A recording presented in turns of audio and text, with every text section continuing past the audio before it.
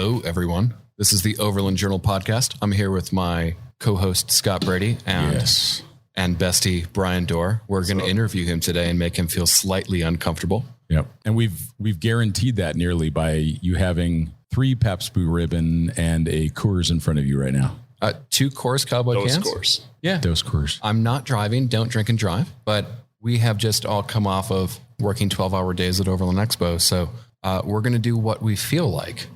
And I figure if it's good for Bryon Reynolds and I think Jason Momoa has Scott Brady has a privately labeled alcohol. This is Scott Brady tequila. It strangely looks like urine. It may or may not be.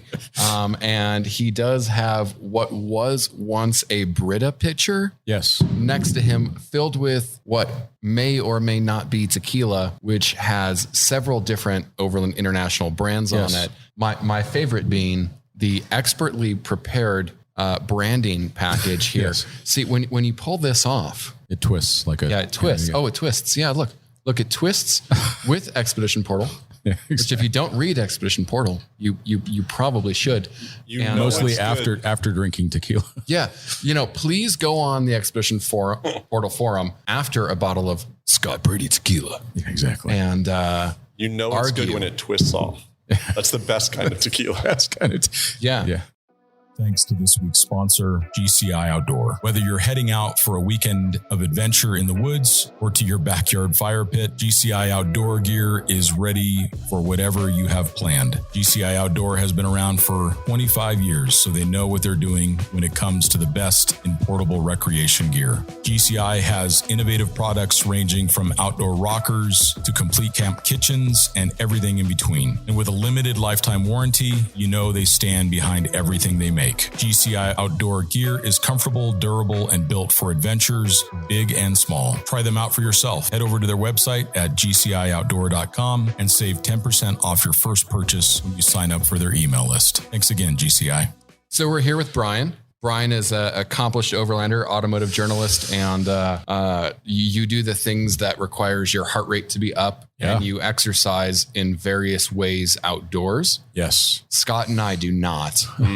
Human-powered and dino juice-powered adventures are all about both. So world-class kayaker, you mountain bike, you do the thing where you use gravity down the ski slopes. Oh, yes. All of the things. Skiing, snowboarding. All of the things. Yeah. Both skiing and snowboarding. Yeah. Snowboard instructor back in the day and recently ski photographer. Yeah. Oh, cool. I've had the pleasure of traveling all over the world with Bryon. I've had the pleasure of Bryon coming for Thanksgiving and leaving for New Year's. And I'm just stoked to have you here. You were on our original list of guests, and it's taken this long. It's taken almost 2 years. We had that many people that we wanted ahead of Bryon. That's not true. That's not. You were actually You were busy like moving from a nomadic life, to marrying a wonderful woman, Kate, whom we all love, and having a beautiful baby, Rose, and having a roof over your head that does not pop up. And I hope not. Those historic homes, anything is possible. Anything is possible. Yes. Yeah. Modern homes. Like them more. 1928. It's old. Yeah. So how do you describe Bryon Dorr? And that's B-R-Y-O-N. About myself in the third person or first person? B-R-Y-O-N. Yeah, that's an important distinction. Yes. Pronounced D-O-R-R. So like if you try and spell your name the way you think it's spelled, you're going to mess it up. If you try to spell it the most wrong, the worst that you can think of, you're probably about right. Scott and I do not have that problem. All of our names, first names. Exactly. Yeah. This is true. There's 6 first names on this side. Yeah, exactly. That's true. Scott, Allen, Brady. Yeah, they're all first names. Yeah. That makes us. I think that makes us very suspect, Matt. Incredibly. Is that the only thing that makes you guys suspect? No. That's one of a long list. Yes. I guess Overland life kind of started for you with your sportsmobile. It did. Yeah. You were in Portland. 2011. You were running, what was the name of the shop that you were running? You were an outdoor industry buyer. Yes. At the time I ran a large paddle sports retailer, part of a big outdoor store. It was called Next Adventure. Still around, I think, right? Still around, still getting bigger and bigger. Yeah, they're killing it. So I moved about a 2,000 square foot paddle sport department in the big outdoor store. So think local REI style thing. took that little 2,000 square foot 2-employee thing to a 15,000 square foot paddle sports center with 16 employees and 2 vans and a rental program and 3,000 plus students through a school a year in about under 3-year program. I took that thing from making okay money to making well over $1 million a year. So it's good. That's pretty awesome. Yeah. I think that's one of the things for me that is really interesting about you, Bryon, is that you've gained a level of mastery in a bunch of totally disparate activities. So you've gained a significant level of mastery in water sports. You've gained a notable level of mastery as an automotive journalist, but then you've also started and run and grown businesses to a pretty significant degree of success. What would you say is the common thing amongst all of them about you that's allowed you to do that? Probably really enjoying and excelling when things are continuously moving and you have to react to it and have already planned ahead, had 4 or 5 plans enacted, and then deal with what's coming at you when it happens. It's in whitewater when you're in the middle of a rapid, you're not turning around and going back. You're going downstream one way or the other at that point. And you got to deal with what comes at you, whether you expected it or not. And I think it's the same with business. And so you find yourself to be effective as a tactician or a planner, but then it seems like that you are certainly effective in the moment. Like when something goes suddenly sideways or upside down, for sure, as businesses and whitewater. I just think Bryon always has a plan. I mean, Bryon's helped me so much with my business and starting Adventure Imports and a variety of things because you plan. I'm decent at planning. I'm really good at situational awareness and having the knowledge and skill set from my history to deal with stuff that's happening at the time and in a super appropriate manner that kind of is a plan for the future. So it might look like I have a plan, but it's just because I kind of made something happen on the fly back in the day that then created that situation. So a big toolbox for you based on all of those experiences. Yeah, I think so. I think my experiences in business and running multiple businesses, running business for other people, myself, all the above, paddle sports, action sports, that's all led to wanting to travel more and doing well and just figuring it out while on the road. I started out trying to be a professional photographer. That was 2011. I'm like, no debt, but no money. I mean, I had a couple $100 in the bank, but I owned my used sportsmobile that I bought, sold off my car, sold off everything I had. I think I had like $1,200, I think, in my bank account and my sportsmobile, but I had no bills. I mean, I had a cell phone bill, car insurance. That's it. No other bills, no Netflix, no Hulu, none of that stuff to add to the monthly bills. And I just hit the road and I was like, I'll figure it out. I can always go get a job if I have to and slow down. But the plan was to go see lots of stuff and kind of follow the seasons, ski, snowboard, kayak, do all the above, and try to be a professional outdoor industry photographer, especially action sports. I love ski, snowboard, and kayak are kind of my passions. What did you do before that? Before that moment in time, What we find when we interview people, there's something, either they hate their job or there's been a significant personal shift. What was the thing that brought you to that point to saying, I'm going to leave with my van and $1,200 and go see the world, or at least try? Yeah, the 12 months before that, it was kind of a trifecta. Lost long-term girlfriend, we split, went our different ways, lived on different coasts at the time. And the second thing that happened was I was not getting the kind of respect and monetary value for the job I was doing, even though I was making it huge. So I was making the same money managing 2 employees at 32 hours a week as I was 80 hours a week managing 16 employees. And at some point you just sit back and go, this isn't going to work out long-term. I'm wasting my time. Yeah. Have fun with that. Exactly. So I said, have fun with that essentially. And the other thing that happened, kind of the big thing that I always talk about, is I had 3 pretty close friends pass away in short order. So under 6 months, 3 friends, all younger than me, some substantially, some less, all 3 kind of doing what they love. Whitewater kayaking, freak accident there. And then a South African friend was actually rabies. So he took in a stray dog. It was licking him, and he's a rancher. So his hands were all cut up and he contracted rabies through the cuts in his hands. Like, they didn't know the dog had rabies at all until he contracted it. So, but he, vegetable pretty quick, and that was rough. And he was 22, I think. So, wow. That kind of was a big impact and eye opener. It was like not a dead end job, but like I knew I wasn't going anywhere. I wasn't getting kind of what I needed out of it. Saw people that were living life to the fullest that were gone. And I was like, it's time to do something different with my life. Time is the most valuable resource we all have. It's the one thing we can't get back. We can always earn more money or do this or do that, but time is, you never know. So it was time to hit the road and do something different. And that was, I didn't know what I would do, but it was in a situation where I didn't have I don't want to say baggage, but the baggage of pets or property or significant others or anything else, and debt. So I didn't have that. I paid it all off with a bunch of work and was just ready to do something different. Fresh start. Yeah. Cool. Yeah. Amazing. And I guess prior to that, you brought up kind of friends in South Africa and stuff. Yeah. You paddled like the Zambezi. I remember you telling me this one story where you hit the side of your kayak so the hippos don't come after you. 100%. When you paddle the flat water on the lower Zambezi, which isn't run that often, the inner gorge, the upper section just below Victoria Falls is pretty commonly run. And that's the harder rapids. And that's why people run it. It's really hard and really fun from an experienced kayaker point of view. But further down, it's flatter between the rapids and longer. And that's where all the hippos are and the freshwater crocs. So you paddle in those pools together in a group with the kayaks really close together, and every other stroke you tap the boat with the paddle, and it makes enough noise all together that it makes you seem really big, and then they don't mess with you. You hope. So I know a friend that got eaten by a freshwater croc. So it's a thing. Yeah. They don't have, a higher discernment of prey. Yeah. So like anything that looks like protein is prey. Yep.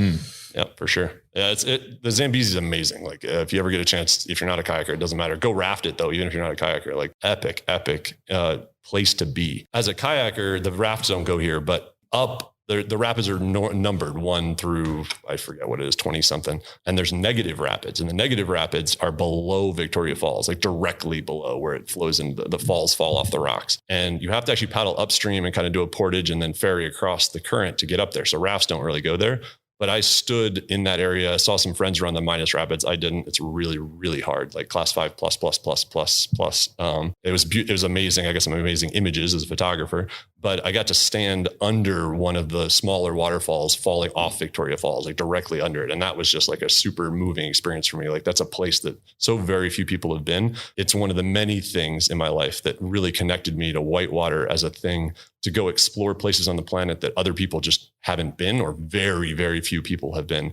Being on the river and traveling by water is a unique perspective on the world. And it's really cool, especially really remote creeks. Kind of early on, I studied abroad in Tasmania in Australia. And there's this really remote creek that had been run once before, and it poured rain for like 5 days, and it started flowing. And I had all my friends there, like drag me out of bed in the morning super early. We went out there and did it. It was way above my head, skill level wise at the time, and probably shouldn't have been there. It was pouring rain all day. But I ran in like inappropriate gear, rapids above my head, like in the middle of nowhere. You're not going to get help. There's no cell service. We didn't have Garmin inReaches back then. And just the teamwork and being in those places was just the most special thing. And that's what really hooked me. And I'm like, okay, I'm going to travel the world to do this because it's going to take me places that others don't go. And I like that. I mean, it's always been interesting. Like as a friend, we've been friends for a while now, and just, there's always a new layer of Bryon Dorr. You're like a very complicated, slightly salty onion. Salty for sure. Salty. Anybody that knows Bryon will be laughing right now. Okay, so you've done the Zambezi. I know prior to that, you were involved with importing kayaks and kayak equipment. That was a big part of your life prior to that. So let's fast forward to what we initially talked about was the sportsmobile. You love vans for some reason. I do. I mean, you're like pre all of this van life thing. Oh, totally pre van life. Yeah. Pre van life. Yeah. You get this. It was 4-wheel drive, right? Yes. Yeah. So it's 4-wheel drive. It was a Quigley 4-wheel drive on 33s, extended body E350 with the 7.3 diesel. It was a full sportsmobile build. So it had Did it have a pop top or a solid top? Pop top. Nice. Yeah. For me, pop tops are required because roofs are for adventure gear, kayaks and mountain bikes and skis. So a full height one, you just get too high. Yeah, I want to be able to fit down trails. Yeah, it makes sense. I'm always on the pop top. I remember being, because we kind of got into the overland world right about the same time. Very similar, yeah. Found each other pretty quick, became friends, been friends since, been to each other's weddings. Yep. Actually, both of you guys were the only non-family I had on my side at the wedding. It's an amazing wedding. If you guys haven't talked about that yet. Yeah. We did talk about it a little bit. I mean, it was the most beautiful wedding. It was scene. Appropriate for you and Laura, for sure. 13 people. You needed 4-wheel drive to get there. You needed 4-wheel drive to get there. Yeah. Of course it was awesome. It was at like 11,500 feet or something. Incredible. My 2-month-old baby did really well at 11,000 feet. Yeah, Rose was the star of the show. I don't know. Dak was loved by everybody. We did.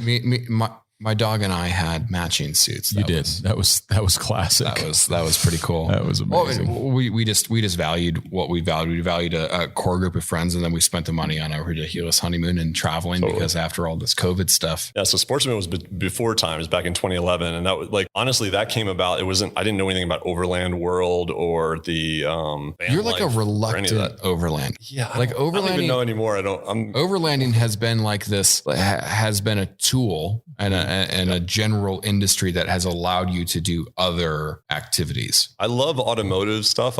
As a kid, I'm a sports car guy, Ferrari guy, the whole 9 yards, but I was never like way into 4x4s or I camped. I went Boy Scouts and camped in tents and stuff. But I don't know that I'm an overlander. I want to live in a van down by the river, like straight up. That was me. That was like put the kayaks on there and chase the rain and go find rivers all over the planet, or skiing. I mean, water, the cycle of water, right? Whether it's frozen or not, I enjoy using gravity and going down it. You're kind of like the actual definition of overlanding. I mean, a lot of people call themselves that, but you're actually doing vehicle-based adventure travel. That's like literally what you did. So it totally depends on the definition, right? Because for my first a lot of years, I lived about 8 years full time on the road between 2011 and 2018 something. So 7 something years. I lived in a couple of different vehicles, but started with a Sportsmobile for a few years, and it was chasing water and doing all that. But the automotive stuff was a tool to go do the adventure. Like that was just a way to live cheap so I could do the adventures. I mean, I lived under the poverty line for 5-6 years, and sort of by choice. Like I could have gone out and made more money. I had made more money before I started on the road. It was enough to keep doing what I wanted to do and hone my skills in photography, learn a lot about off-road adventure, off-road travel, so recovery and all that kind of thing, how to drive off-road and how to live in a camper and all that kind of thing. And then, the next step was the Sportsmobile was old and a little rusty to build another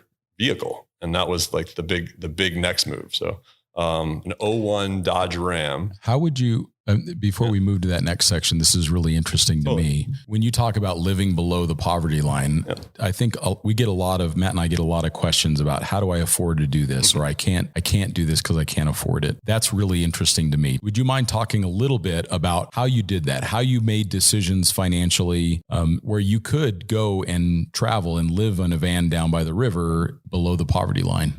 I think the key to that, and that's always the question, is like, how do you do it? And they don't mean how you do it. They mean, how do you afford it? And the reality of that is, if it's a priority, you afford it. It's not that complicated.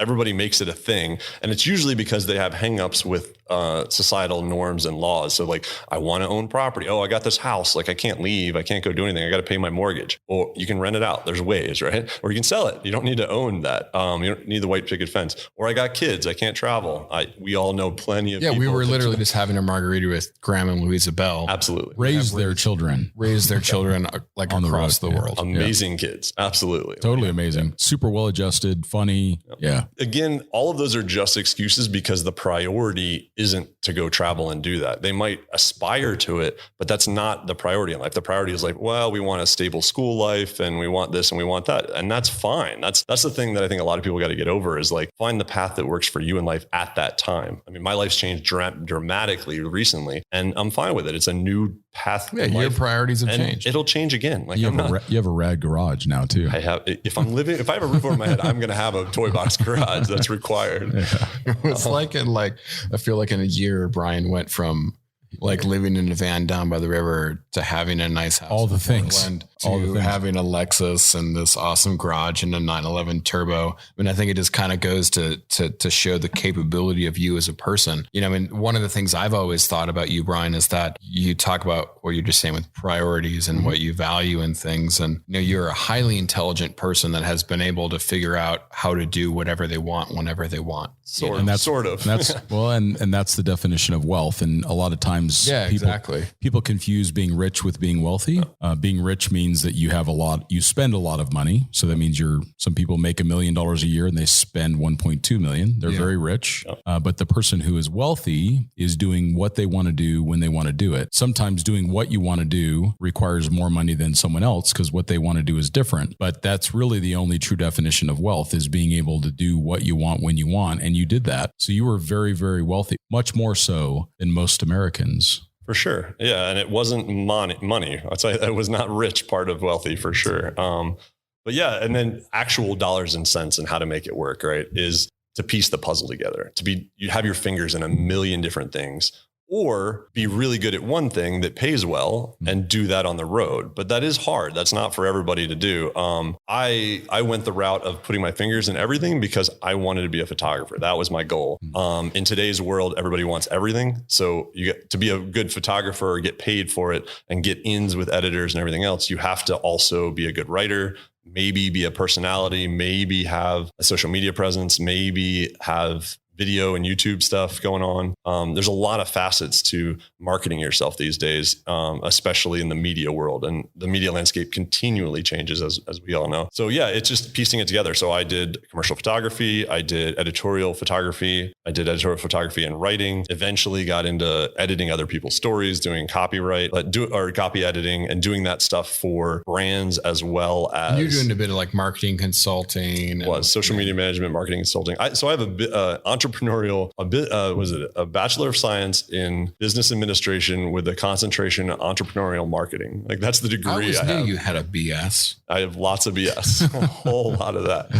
So yeah, so I mean, this whole table. The whole table. I hired myself out of college and started my own company, and so I used my degree. But I think just finding your own path and figuring it out is the puzzle. So events management work, run some people's social media, take some photos over here for a company, write some stories and take some cool photos on your adventures and sell those to some magazines. Print always pays a little more than online. So just kind of piece it all together. The cool thing you've always done is you've always been like really diversified in your work. And I think that's been the key to you having been able to do this for so long, right? Like, obviously there's been changes, that you wanted in recent times, but I think, the lesson, as we were talking about, how do you do it? So many people will put all of their eggs in one basket. They have a job with Google or some tech company or something, and they get to work remotely.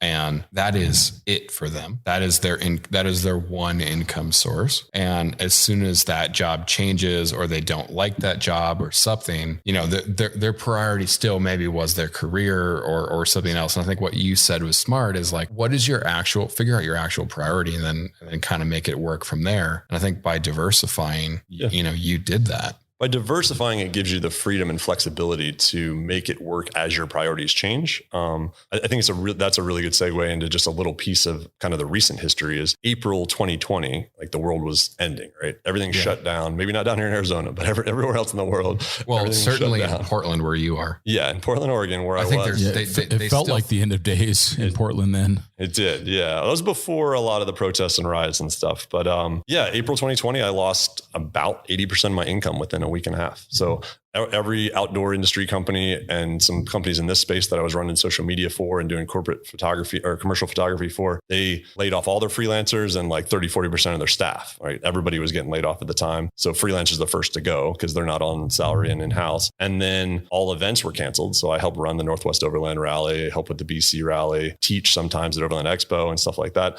So run some music festivals for operations management, all that stuff gone, disappeared instantly, right? So right around April, everybody canceled everything for at least the next 6 months.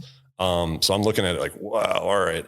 But luckily the company again, it's being diverse and knowing people, it's all about connections, right? Like you get your foot in the door places and prove that you can create and deliver whatever it is they're looking for. So I was working for gearjunkie.com at the time, big outdoor industry site. And I've always positioned myself as the guy between automotive and outdoor adventure. And that's what I do. I love being outside and doing active adventure sports and human powered stuff, but using vehicles to do really fun trips to get there is awesome. And you kind of need vehicles to carry kayaks around because they're big. They're not very good on a motorcycle. I've tried. I have done it, but it worked out where like a week later, I got my first in my life, like salaried job with benefits, running a site called autowise.com and being the motors editor over at Gear Junkie. So it was a huge change for me, but I worked it out in my contract because I brought so much to the table with my industry experience and connections that I can still freelance for everything. So I still have fingers in everything. I still help with events when they happen, hopefully more so here coming up soon. Do lots of social media stuff a little bit. I'm getting out of that a little bit. I'm trying to refocus on my photography because that's what my passion is. So my free time stuff, I was just out shooting a truck this morning for a print magazine. You're shooting Mario's new Atera. Yeah, the new Atera from AT Overland. Yeah, very cool camper. Very slick. Yeah. He just showed that off at Overland Expo. And we took it out in the mountains and got some really cool shots this morning, some neat clouds with the weather. And that'll go in print because I'm the feature editor at Tread magazine. So that's kind of my print job. I still keep my finger in that. And then it'll go on Gear Junkie as well. We got an exclusive back in the day from Mario with some of the CAD drawings and stuff. So it kind of debuted that online, which was super cool to show that off to the outdoor audience. And that camper is really fun for 4 season everything. Like that should be pretty sweet as a ski lodge for sure. And it's fairly priced too. Yeah. I mean, to get not inexpensive, but fairly priced in this industry and really well made. Compare it you pay for what you get. Is never cheap. 100%. I mean, like my AT camper, I have like the Summit, and that thing has just been a bomber. It's bomber. I mean, I've had mine airborne a lot. For sure. Those pop top style truck campers are pretty amazing. There's a huge variety of companies out there. An article I wrote for Gear Junkie, I think in 2018, I did a roundup of all of those. And it's one of the top performing stories still to this day on gearjunkie.com. I know Expedition Portal has a very similar one where you guys got to test every one. And I've had my hands on every one that I wrote about in that article. And those are the top 2 on a Google search for that product. Yeah. I am not the top Google search for that product. You are not. I'm disappointed. We'll have to try to sneak. It's priorities, man. Yeah, I update. You have other priorities like Dak. And Laura, lovely greyhound. Rescue greyhounds. You're lovely. Your baby Dak. Yes. Baby boy Dak. Yeah. Snood season has started in the greyhound world. What is this? They're like a sock that goes over their neck, keeps them warm. And then you can put it over their little cute ears. I saw you putting that on the dog this morning. It's snood season. Fall has begun. The things you learn on the Overland Journal podcast. Yeah. We just learned about snoods right now. Snoods, man. I mean, you got to keep your greyhound warm when you're overlanding. That's the thing. Exactly. Everybody's going, when we were at Overland Expo. Oh, whose car is this? My dog's. What about that one? My dog's. They're all outfitted for my dog. I mean, the LJ. Yeah. It's basically a moving dog bed. I mean, we talk on a regular basis about all of your new vehicles and which ones you're getting next. And it's always, no lay flat seats. We can't have that one. Dak, like the new G-Wagon just makes me so angry that it does not have a flat loading floor. Because Dak... It does in the very back, doesn't it? Yeah, but he will not tolerate that. He needs his child how would you feel so like if Aaron got a new car and you had to exclusively sit in the 3rd row seat? Think about it. This is true. You would be hurt. Yeah, this is my true. little boy hurt. Well, the new Bentley will work for you. Just so you know, the Bentley Continental has a nice lay flat, like you put a little dog bed in there. I can tell you from experience that a Greyhound does not fit in a Bentley Continental GT. The new one, it might. The Bentayga, for sure. Oh, okay. All right. Bentayga is an interesting choice. That'll be fun for some off-road adventures. I'm in. I'll photograph that. They're just really ugly. Ooh. Like the front, like directly from the front is okay, but any other angle is not okay. It's just kind of like the rear haunches are a little rough. It's kind of like the middle-aged woman of cars. I like the front fenders though. Not that there's anything wrong with a middle-aged woman. Say, wait a mintake Yeah. What did you mean by that, man? I don't really know, actually, now that I think of it. I'm going to drink some more of your cheap Russian beer over there. Before you take your do the Russians own Pabst Blue Ribbon? It says established in Milwaukee, 1844. What I read on Facebook is true, even if it came from the Russians. You haven't even opened your beer. No, I haven't. Bryon is the only one that's actually smart at this table. Here's something to know about Bryon. He is the most pretentious beer person I've ever met in my life. He does live in Oregon. I mean, is this like a surprise? I mean, does he want like a kombucha delivered by Subaru microbrew made by? I don't know. I don't know what you do. And you like dark beers. I like dark imperial. The beers you like are as dark as my soul. Your soul might be a little dark. Just a little bit. Oh, cool. Thanks, bro. On that note. What's up, buddy? No, dark beers are the key. Porter stouts, barrel aged, like multi levels of flavor in your mouth. I mean, so what's your favorite beer? Because you do like that beer app. Yeah, I do. Untapped. That's the beer app. So you can look it up and it'll give you the tasting notes and flavors and rankings. It does that a little bit. I use it as a ranking thing so I can look up if I had already had that beer or not and if it was any good. Okay. So you thought of it. What I thought of it. So interesting. You rank it and you can leave notes and stuff. Roger. Yeah. So it's fun because I travel a lot. And when I do, I tend to eat at breweries a lot because then I get a sampler, enjoy all the local beers. But speaking of you eating, you now eat vegetables. Some. I'm still a weird picky eater. You're like anybody that actually knows Bryon that's listening to this podcast will be laughing right now. I've never seen Bryon be picky. Oh dear God.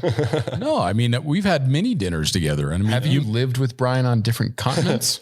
No, but I'm just telling you, like maybe the menu helps because then you can kind of figure out what's in each thing. But I've never seen you be. Bryon has married a vegan. I have, yes. And Bryon has essentially become vegan. No, not even close. I had a filet mignon wrapped in bacon the other day, like 3 days ago. Yeah, because you weren't around Kate. I know you. I would eat it in front of her. You're like me when I get loose from Laura and I like pretend to be cool and drink beers, but at home I like drink seltzer water and That's fair. cuddle with my dog. I've seen that happen. Yeah, that was last night. That was within 24 hours of this podcast. At 8:30. You're right. That's right. I came home later and Matt, you were already. You are asleep. an old soul, Matt. I've noticed that from the very beginning. At 21, you were like The only consistent thing in my life since I've been 21. PBR. Pabst Rouge. Yeah. It has been owned by people on different continents, but you've continued drinking it either way. You know, and I'm disgusting. I like it slightly warm. Oh. One of the best photos I have of Matt Scott is the Northwest Overland Rally. He flew in for the event and he was given a press car, a Range Rover, maybe autobiography. Beautiful car. I remember this. On his way, he had his flip-flops on, he had his shorts on, he had probably a Hawaiian print shirt on, and he rolls up with a 24 pack of. It was a 30 rack, bro. Oh, I'm sorry. I'm not At up. the time, PBR still came in 30 racks. I'm not up on my PBR program here. Rolls up and I walk up to him. The first thing I see is him sitting on the tailgate of a Range Rover Sport with his leg dangling off, cracking a PBR. He showed up at the Northwest Overland Rally. It was quintessential Matt Champagne Scott. budget PBR taste. Sometimes, yes. Sometimes. He does love his rosé too.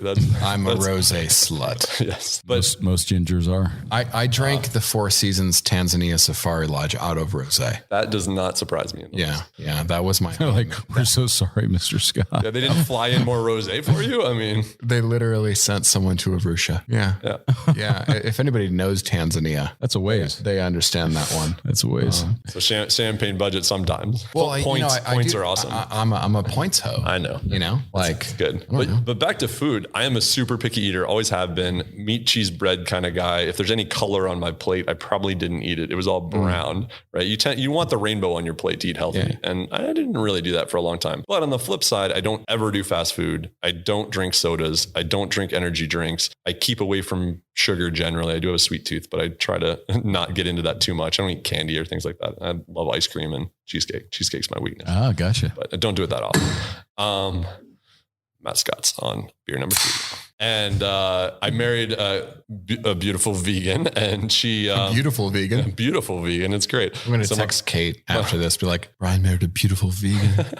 My wife Kate is a vegan, and she's been great because she's really opened my eye. I've always wanted to eat more healthy and more vegetables, but I'm just a picky eater and don't like most of that. But she amazingly, we at home, we don't eat meat at all. Like not vegan, vegetarian. Like we put cheese on stuff. I just remember like we just had lunch with the Bells, Ashley and Richard Giordano. There's a whole grouping of Overland people sitting right outside of that door. And I think you were eating a plate of chips. After the carne asada tacos. Oh, you did have steak tacos. Did you take the pickled cabbage off? Yes. Okay. He's not an imposter. I'm with Bryon on this one. I mean, because Erin is vegetarian. She will eat fish. So I don't eat. I mean, I feel better eating less meat in my diet. It doesn't mean that when I go out to a dinner that I don't every once in a while have steak. I've never really liked chicken. I've never really liked. It's kind of a diseased meat. Like if you're going to get sick from one meat, that's my thought. It's going to be chicken. And it's also kind of wholesale slaughter. I mean, like one meal is one chicken. Like it's just, like you can feed a family for a year off of one cow. Yeah. So to me, it seems like there's less just overall death happening. There's this place that ranches Spanish cows out by where we live. The Aravaca float. Yeah. And we should split a cow. We should. Local meat. No, it's so hard to find. The Baca float. Sorry. It's so hard to find good meat. Yeah, I'm into it. I'm totally down with that. But I get it. And I think you're right. I mean, I have felt healthier. I mean, for the last even in a previous relationship, vegetarian. And I think eating that way for now years, I feel better overall than when I was eating meat all the time. So 100%. I don't know that I would ever stop eating bacon, but see, I'm not that big of a bacon guy. Yeah. I think bacon's quite You're basic. Off the podcast. Yeah. I'm you just got fired from your own podcast, Matt. I don't know. I just like, it's okay. Like, no, I get everybody's got a different thing. So bacon is the one thing that most vegetarians and vegans will crack on. Kate will not. She will not eat the bacon. But Erin has said that she's like, if I was ever going to have meat, it would be bacon. That would be the one thing. People who think bacon is great and is like their die all meat have not had two things: Korean fried chicken and pork belly. Oh, pork belly is pretty special. Pork belly is pretty much bacon. Let's be honest. Yeah, it is bacon. I mean, straight up, and it all makes sense. It all makes sense. But it's like bacon plus. It's it's like I'm gonna only drive a Ford Mustang, and then they've never driven like I don't know, like a Kia or something that's better. Crispy peppered bacon is better than pork belly. I know it's not the probably right opinion, but it's my opinion. Yeah, maybe it's too fat. Do you know who knows meats? Is the Koreans. Oh yeah, for sure, no doubt. My cousin's wife is Korean, and we went to Seoul with them. Nice. And I had the meat sweats for a week solid. Like we'd go to these meat markets, and then above the meat market are these like restaurants with the Korean barbecue things, and they bring all the kimchi and the little sides and stuff. I have never seen a little Korean woman eat so much meat. I mean, Bryon, she could out bacon you. I don't know. Solmi is a cool chick. No doubt. Nice. Yeah.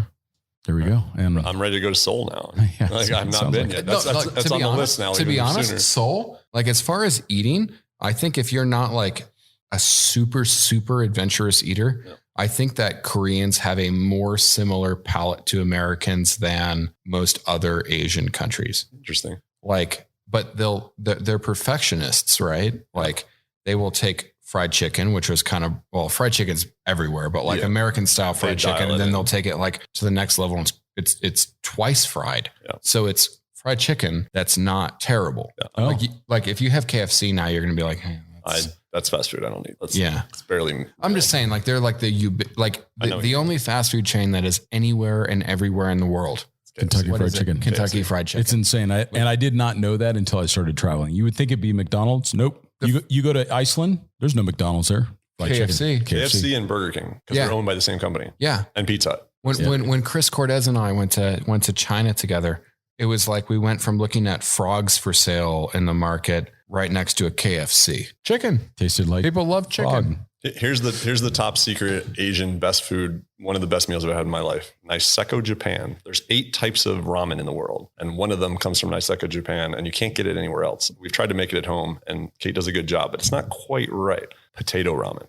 If you ask Laura very nicely, I'm sure she would be able to make it. This girl requires special tools. She has the press. She has like the noodle thing. Does she have the foamer? No, the foamer's the key. I don't know if she has a foamer. No, there's a foamer thing. Like, weren't we just talking about this last night? And you're like, you should tear that wall down in your house. And I'm like, I guarantee you by the end of the year, that will be filled with like some kind of specialty kitchen equipment. There's going to be Matt has a large kitchen and lots of storage, like a lot. And there's a wall half a wall between the kitchen and the living room. And I'm like, it'd be better if that was like down. You'd have more flow, so you could cook and watch TV. Like I kind of agree, but you also don't eat the food that I do every night. That's true. That's fair. Yeah. So priorities. So on the food thing, since you just talked about eating healthy and no fast food, I think that the one question I wanted to ask, there was several, but the one that was most important to me is how do you rank being physically fit for travel? Because it's an interesting thing that I've encountered in my travels. I always try to maintain a base level of fitness and strength. I mean, big spare tires and all these things that we have to do, recoveries and everything else. Moving luggage around. Which big spare tires are we talking about? The ones that we both have? That's why I can carry a spare tires and maintain a level of fitness.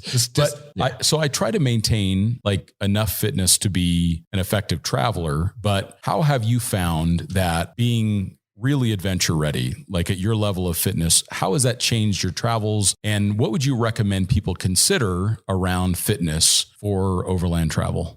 Yeah. Wow. I mean, my fitness ebbs and flows for sure. And it's usually based on injuries, whether injuries from adventure sports or old injuries from adventure sports that pop back up. My back's destroyed. And so like right now I'm super unfit.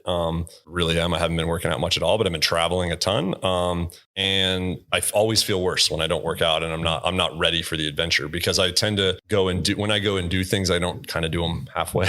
Like I haven't been mountain biking in a while and I'm like, oh, okay, I'm going to go solo the Wasatch Crest Trail. I'll be fine. 1,000 vertical ascent, 3,800 down, double black downhill trails or whatever on my enduro bike. It's fine. And it works out fine. And I do it and I have fun. But when you get to the bottom and you try to wake up the next day and you can't get out of bed because your back doesn't work, it's kind of rough. I'm old. 100%. But last summer I ran my first ultra. So like 60 plus miles. And I was like in the best shape of my life for sure. Wasn't that for your 40th birthday? Yeah. For my 40th birthday, I always wanted to run an ultra before I turned 40 and COVID hit and the world ended. So there was no events. So I just decided to do it myself anyway. So I went and did right above Portland in Forest Park, there's the Wildwood Trail and it's 30.2 miles each way and a huge ascent. I forget the total. It goes up and over this kind of huge hill up to Pittock Mansion. And I did that out and back. So 60.4 miles and it hurt, but I did it solo. I had a couple friends hop in and kind of pace me a little bit and make sure I didn't die too much. I fell over on a tree route once on the way back because I was just not operating at full capacity at like 50 something miles. What qualifies as an ultra marathon? Anything over a marathon is technically 26.2 yeah, is technically an ultra. But I got it. So like a 50K is like 31 miles or something. What's the general standard? Like what do people really start to see that being as legit? My personal standard, which I always hold myself way too high of a standard, is 50 miles or longer. Okay. Yeah. So essentially twice a marathon. Yeah. So I wanted to go run 50 plus miles in under 12 hours. That was my goal in a race. Well, there's no races. So I just went and did it myself. And this just was an easy goal. It was like 5 miles from my house. My wife supported me along the way. She'd join, like it crosses a couple of roads and the rest of the time you're in the woods and she'd stop and give me some more water or food or a change of clothes at halfway. I got all fresh clothes, which was amazing because it was in the middle of summer, middle of July. So it was super hot. But yeah, it was a blast. I mean, I always said I wouldn't do it again when I finished it, but it's just like marathon. It's like, oh yeah, I'll do another one. Why not? So the next goal is under 24-hour 100 miler at some point. I'm not in shape right now to do it, but it's on the bucket list. And that would be a trail race, or do you want to do something that's more flat? And I mean, what's your goal on that 100 miler? I very much like running in the woods more than just pounding pavement, and my joints and old man back very much appreciate trail over. Gotcha. So I don't, and I like the type 2 suffering when it comes to the elevation change. So trail run for sure, but hopefully not at altitude because that hurts me. I live at sea level right now, but coming up here, even to Prescott and stuff, 5,000 to 7,000 foot between here and Flag, and even at Matt's wedding at like 11,000 foot, and I did like an 18-mile bike ride the morning. All you needed was one of these. Yeah, one PBR. Yeah, so I got up super early the morning of Matt's wedding and did a 18 plus mile bike ride with like 1,400 vertical ascent and 28 down. It was rough. It hurt at 11,000 feet. So again, being adventure ready, like you said, is for me. I try to do when I'm working out a lot. I try to every day do push-ups. Every time I go in and out of my room, I have a pull-up bar in my office in the doorway and try to hammer out a couple of pull-ups. That's smart. Just kind of a good I got a little campus board in the entranceway to my garage. So it's the same kind of thing. Like every time I go in and out, I try to at least do a pull-up. And that's the little like climbing with the bunch of different holds on. Is that what that's called? Exactly. Yeah. Okay. We could get those here. Just put one above the door. We have a gym next door that none of us use. We also have an electric scooter at the gas station to get Red Bulls. That's like me I really want a one wheel. They're really, really fun. Yeah. But if I got one, I would never walk. I hate walking. I'll run, but I hate walking. It's boring. I don't hike. Moving your legs about is just, it hurts. I don't like it. Very 19th century. like biking and running, bicycling and running are like a good speed. You can see the world at a really good pace. Yeah, do you kind of think hiking's boring? I always think hiking's boring sometimes. Hiking's ridiculously boring unless it's somewhere really special where the only way to get there and get some epic photo. But how would you ever get a date on Tinder if you didn't have hiking in your profile? I'm pre-Tinder and I'm done with that. Did you ever have to do Tinder? I did. Oh, yeah. I never did. You had to have hiking on there. No, you have to. I didn't though. Loves hiking. Oh, you didn't? No hiking. How many dates did you get? The first date was hiking. That's the best part. But then you ended up meeting a lovely wife like through friends. I believe that she liked your jacket at a mutual friend's wedding or something. She thought I looked outdoorsy with my outdoorsy jacket. That's what she said. She told us the story, and she's like, "Who is that good looking outdoorsy guy?" A mutual friend's wedding. Yep. But didn't meet her there. That's the fun part. She stalked me afterwards. And then we did it. I never saw her at the wedding. I kind of feel bad about that, actually. She was hanging out with her mom, and I was hanging out with like a group of friends that I've had for longer than any other friends that I know. Other associated women you met on Tinder. There was none there. Don't hit me, Kate. There was none there. Please don't. On the fitness thing, because this is something that Scott and I will never be able to answer for our readers ever. Scott's fit. I don't know what you're talking about. You can whoop me right now. Sure. So as long as it doesn't involve the running part. Okay. Yeah. Okay. So let's just not put Matt in that position of choosing between friends. Scott beat me on the Trek expedition by like 100 feet. We went different ways, so I don't know who was faster. In running or like high lift jack wind sheet? It was a navigation running thing, and he beat me by like 100 feet to the cars, but a different route. So I don't know whose was longer. So I don't know. I think he chose the better route, so that made him faster, I think. So he's smarter runner than me. I did start ahead of you too, so that's considerably. Probably, that helped as well.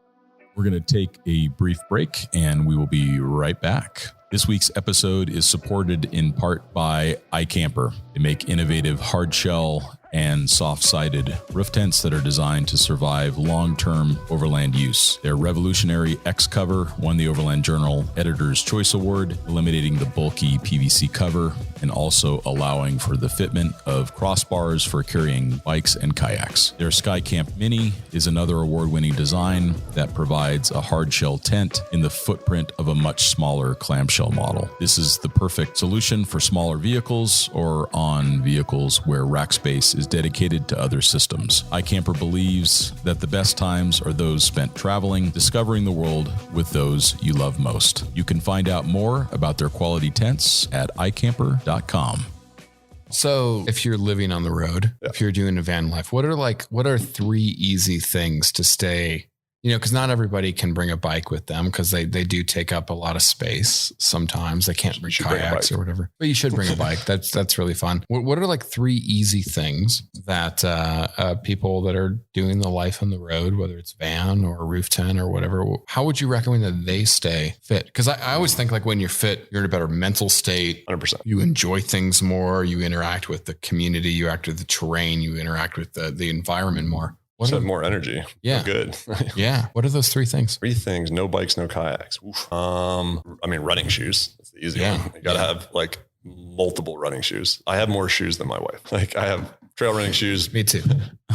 Trail running shoes, road running shoes. You got to have at least 2 because you got to swap out. When you're putting in big miles, and then you got mountain bike shoes, road bike shoes, kayak shoes, creaking shoes, playboat shoes for the kayaks. Like there's so many shoes. So let's see. Yeah. Appropriate footwear for getting out there and adventuring. That's one. One that's really good that I don't do enough, at least for me, is, just those elastic bands, like the ones you get from PT, like they cut it off and roll different weights. Those are really good for shoulder exercises and stuff. I've blown out shoulders, and having like joints for your elbows and wrists and shoulders that work properly. You have better posture when you're sitting, and you just feel better. You can go do so much stuff when all those little ligaments are strong. Even if your big muscles aren't strong, you're just better. You can handle way more abuse when you crash and stuff like that. And what do you use for flexibility? Because when I think of being adventure ready, there's 3 things that come to mind. Stability is one of the most important, so we don't fall. A lot of injuries that happen in the backcountry. Stability. So stability comes to mind. Flexibility is the other thing that comes to mind, which is going to reduce our chances of injury. And then obviously we want to have a degree of strength. Yep. Cardiovascular fitness can happen in a bunch of different ways. But when I think about being adventure ready, the things that I find is you want to have a little bit of fuel in the tank. You want to have some cardiovascular fitness. But if I'm stretching well and I have good stability and I have good strength, I'm able to kind of do all of the things, the high lift jacking and the tires and all of that. What do you use for flexibility? I mean, what's your focus around that? I'm horrible at that is the truth. So am I. That's why I'm generally flexible, but I don't work on it enough, and it definitely hinders my performance. Yeah, I think that for me too. When the best thing that I've found for that, honestly, is like Bikram yoga. like once a week even. What is Bikram yoga? I know what yoga is.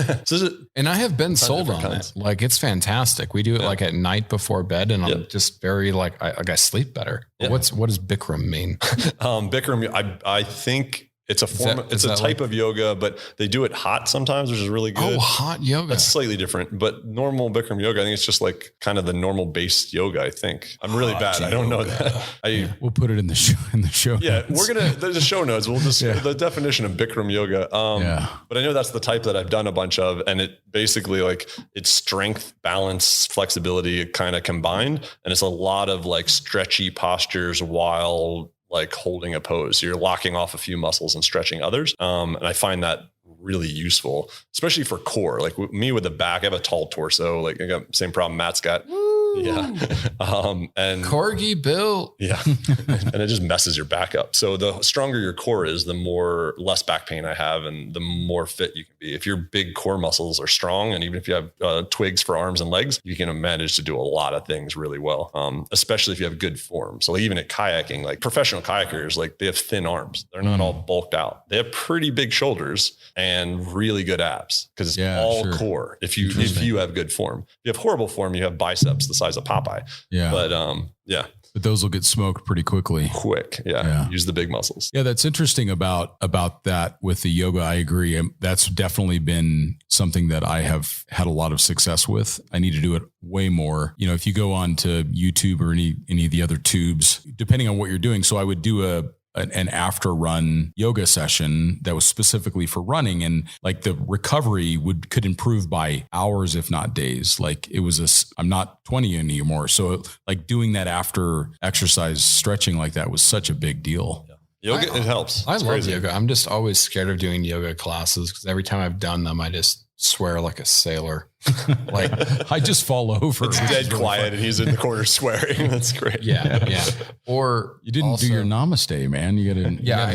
I won't do that. You gotta center your chi or something. Yeah, I won't. I won't do that. I don't do that. I usually just fall over. Like you try, like some of those ones you're really. I love the balance. I'm also the balancing ones are my favorite. That's awesome. I love like slacklining and trying like yoga pose while slacklining. I love it. That's amazing. Like super balancy, and you can think through all the little muscles in your body. Like as things are happening, like you can think of individual ab muscles and contract them and like get yourself to balance. And I love that like body awareness. And it's something that I wish I learned. I'm gonna impart on my daughter for sure.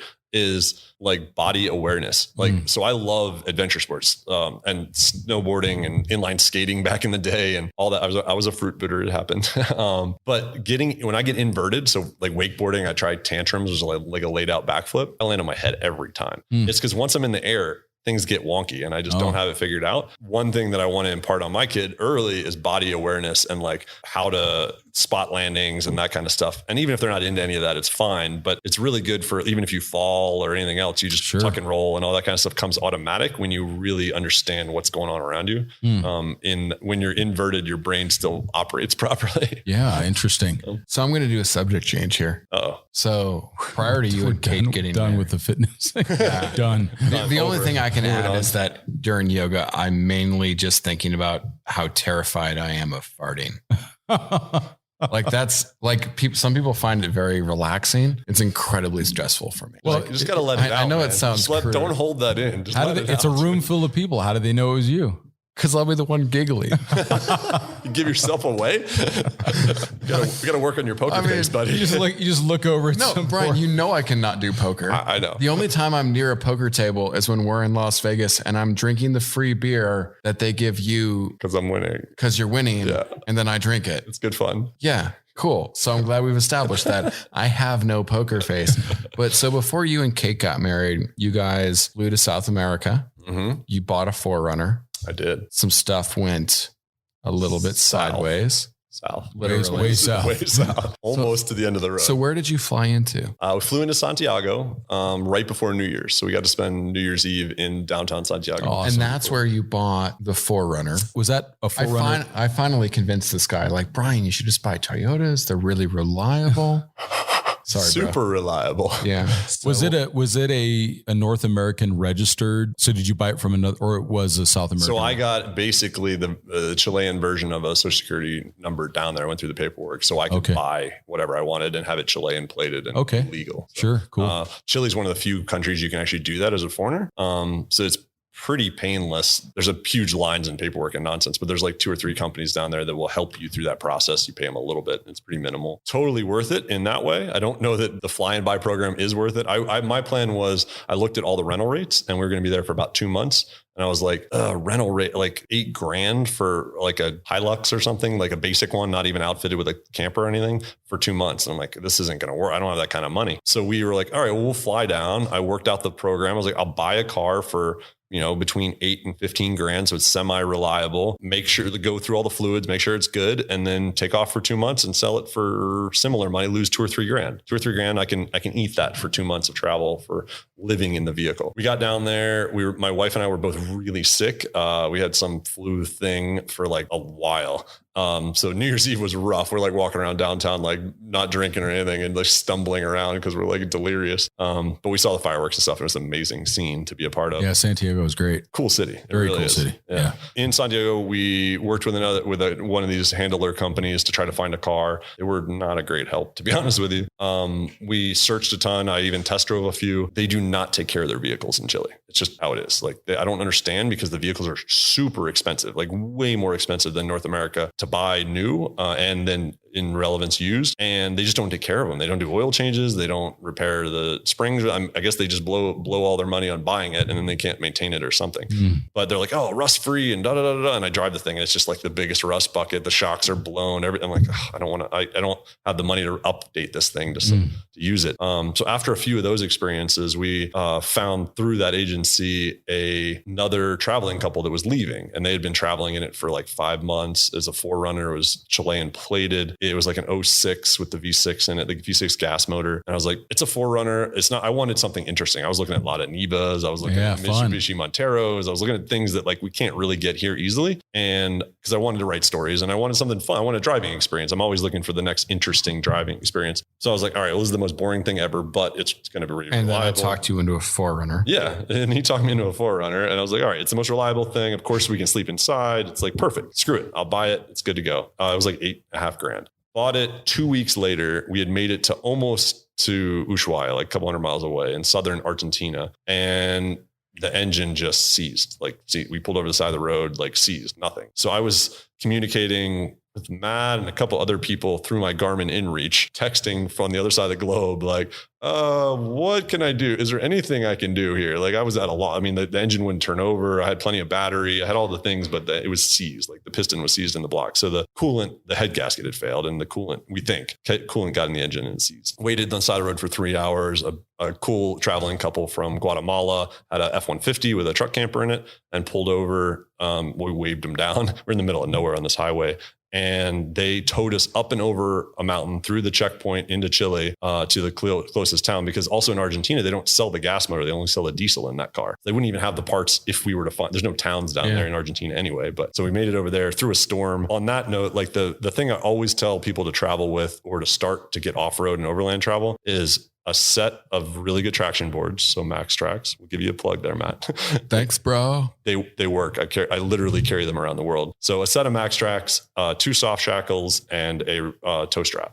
And those items are what I carried with me for the vehicle from the US down there. I didn't use the Max Tracks because car seized before we got to the good off-road stuff. But the strap and the soft shackle is what we use. So I was on a short strap, and it was a recovery strap, not a tow strap. Sure. So a little springy.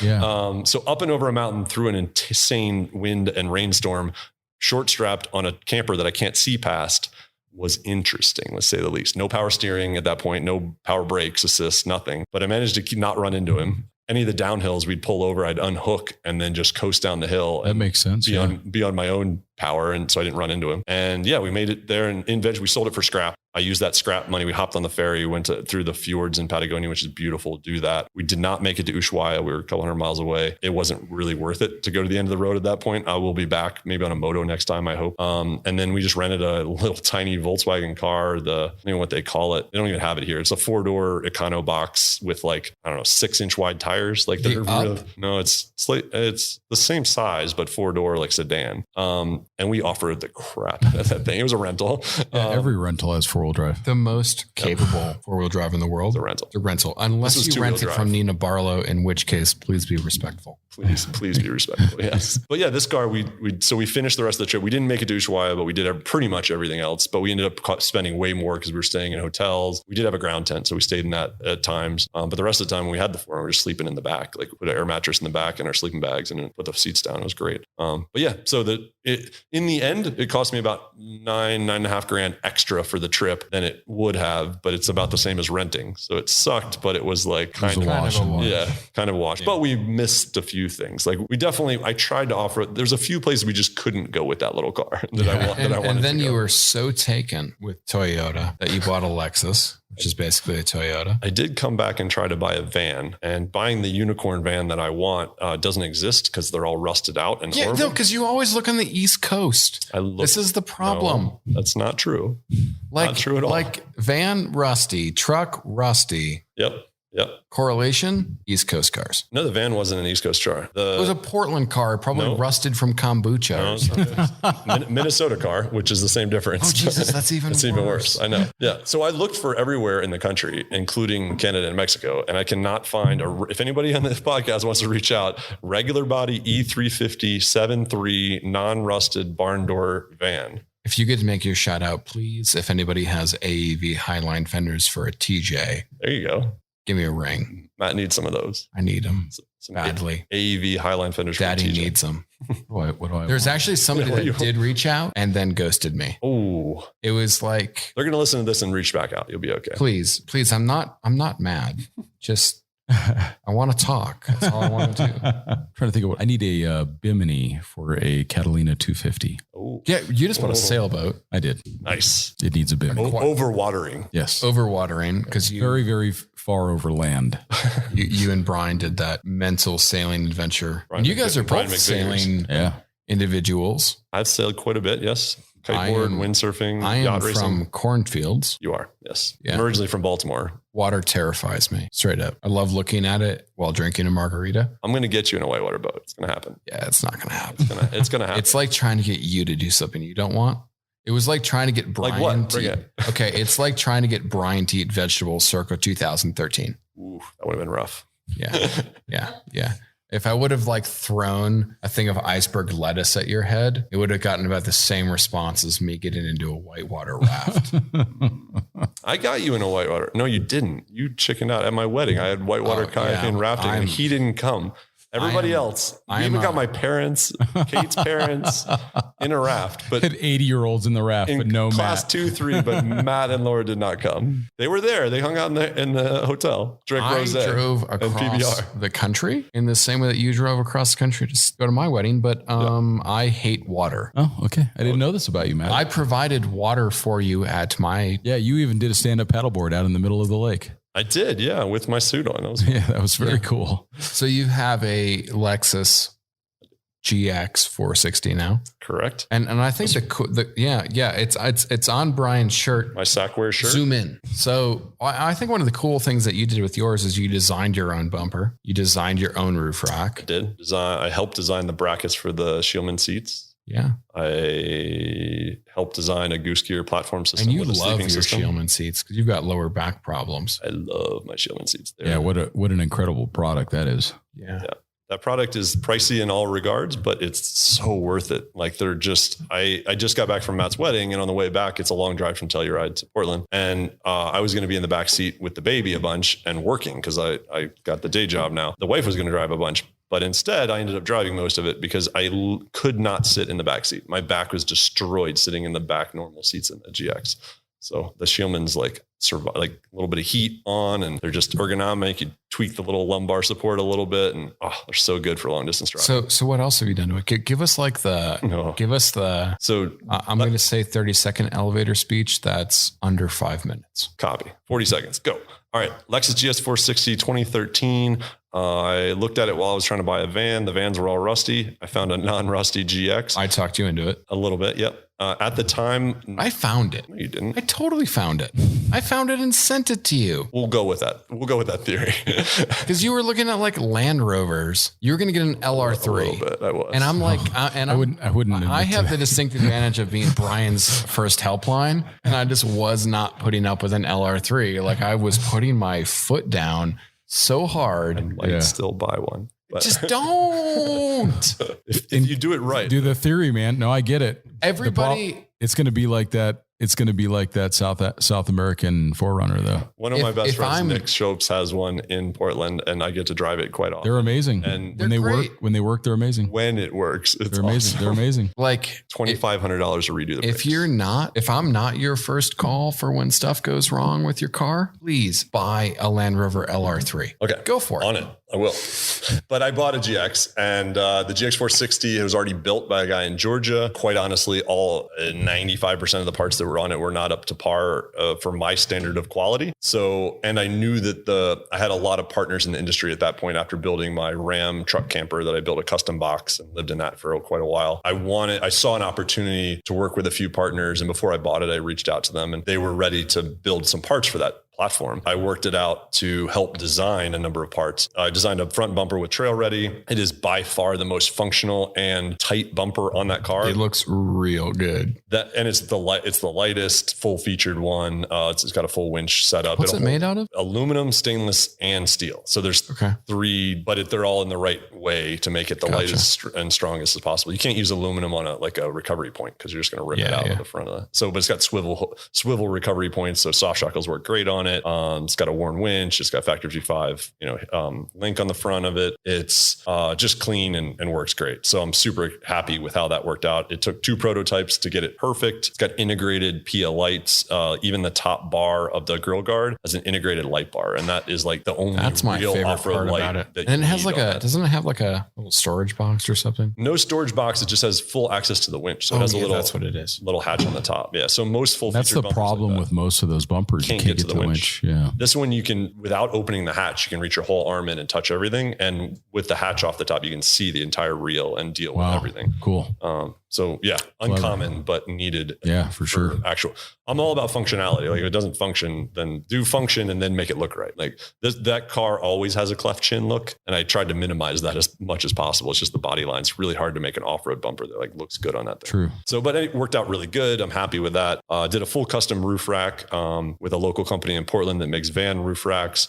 The rack came out pretty good. I'm happy with it. It's wide, has lights on it. For me, again, it's designed to carry like 4 kayaks and a Thule box for my skis at the same time, skis and paddles and paddling gear at the same time. I know it'll hold 2 kayaks, a mountain bike, and all the gear on the roof, which is you could literally do a triathlon out of your. Good. It is. Yeah. Perfect. Yeah. Adventure triathlon. It might be next adventure actually.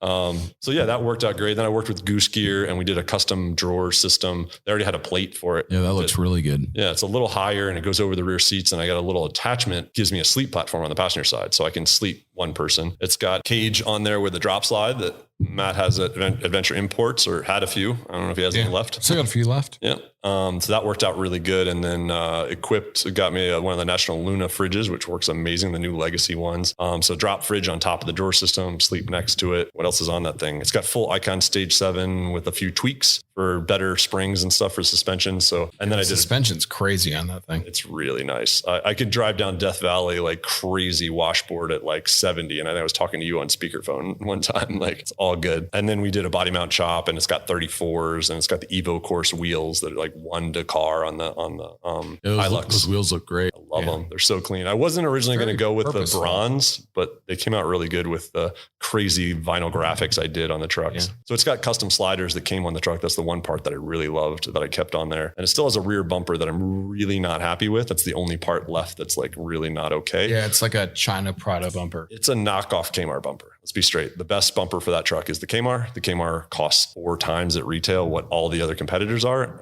It is the best, but I don't know. I don't have that kind of money to put into a rear bumper. So I haven't bought one. Yeah. If you want the best, buy the and Kmart all of those for that truck. Style, like the Kmart is great, but they're kind of a pain to use with those latches, and they haven't really innovated like some of the ARB stuff, like some of the AEV stuff. Like it's a better latch than the cheap knockoff ones. I'll tell you that because it holds up. The mine are all wearing out from rattling on the road. So all the joints are rattling off. Have you looked at, would a Prado 150 rear door fit on your truck? It would. People have done that. Yeah. That would be interesting. Mm-hmm. I had Matt Glass's Prado door sitting in the Max Trax warehouse for months. I remember. I feel bad. It was like you ordered it and then all the containers just like started being full to capacity. And I'm like, sorry, dude. The Prado 120 for his 470. Yeah. Nice. Yeah, there's a ton of cool Prado parts you can put on it. And some 4Runner parts you can kind of sort of make work. Trail Ready just made a rear single swing out for the 5th gen 4Runner. It might fit. I'm not sure, but it looks really good. It's kind of heavy, kind of overbuilt. I'm super conscious of weight. Like I really care about the weight. And so how much have you weighed your truck? So I have. I don't remember the number, but it was within 100, 150 pounds of GVW with me in it, fully loaded with water, fuel, food, kayak, mountain bike, gear, all of it. And it was just over GVW, like 100 pounds over GVW. And you had, you've removed the third row seats. I have, yep. That saves a lot of weight. It does, yeah. And then you removed part of the rear seat. No, all the rear seats are in place. Even with the bed platform, it folds underneath because I want to be able to quickly convert it back and be able to haul people and my baby. And got it. Sure. Yeah, sure. Yeah. Cool. So, and then Scheelman seats and Switch Pro system and Mule Expedition Outfitters helped me dial in the electrics, and the electrics are all like, it's all shrink wrapped and labeled and run appropriately, and cell phone booster from WeBoost. And yeah, the WeBoosts are really good. It works. Mine never works. I've heard such mixed results on it. Well, cause it's not MIMO, right? It's like trying to, whatever band it latches onto, it's only bringing one in, where your phone, like the new iPhone will have, I think it's like, they call it 4x4, where it will bring 4 different bands in and combine them. Interesting. So it's great for voice. So I find it amazing when I'm on the edges of cell signal. So you have to have some signal or it works not at all. Yeah. But when you have some signal, it boosts it like double. And that's my experience.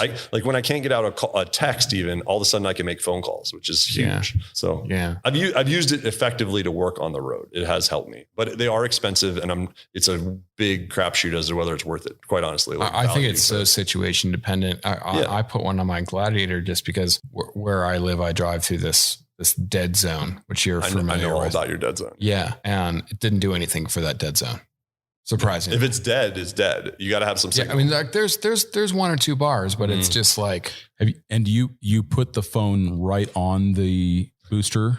Like you actually no, it's an internal antenna. So I have the RV one. That's what I have as well. It's supposed to have the bigger antenna, but like. So yours is the directional one then, or is yours the omnidirectional, the new omnidirectional one? Omnidirectional one. It should be omnidirectional one. Yeah. So when we talk to WeBoost, the key to it is you've got to have your phone like on it near the antenna. Well, because I think within an inch of the antenna. Really? Within an inch of the antenna to get the maximum. Because the RV one, the way it's set up is as another antenna on the inside of the car, and it's supposed to broadcast within the vehicle. Yeah, you got to have it right on top of it. I'm going to try this next time. So try it. I've had it close, but not so that put close. it right on it, and you'll actually watch the bars go up on your phone. So as you pull it away, you can watch the bars go down, and that's how you know it's working. But pretty amazing. Cool. So I'm testing this MoFi 5G router right now. Is that the one that Mike's got? I think that's one. It's a 5G router. Oh, I think he's got the Cradle Point one. Yeah, he loved it. Yeah, I think he's got the Cradle Point one. This is like these guys aren't internet nerds or anything. This is the total nerds. So this is like the equivalent for my tax bracket